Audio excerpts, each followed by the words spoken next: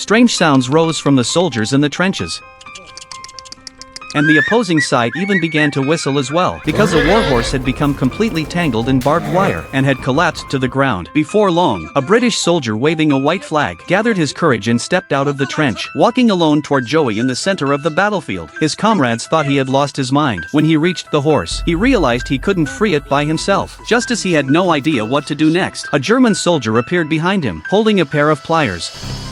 I thought perhaps you might need these. Yeah.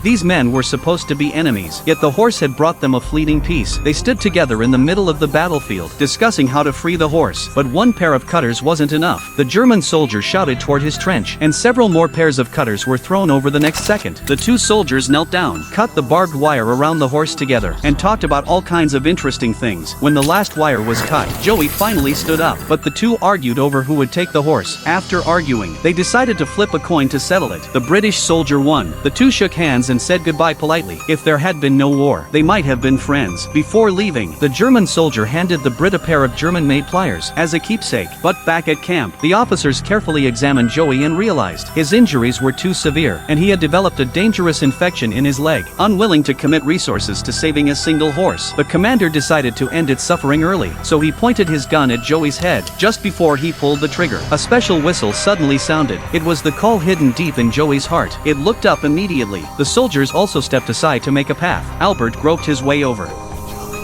Joey ran to its owner at once, nuzzling him frantically. It recognized the owner it hadn't seen in 4 years. Albert had found his warhorse. The man and the horse returned to their hometown. They left the war behind and defeated death.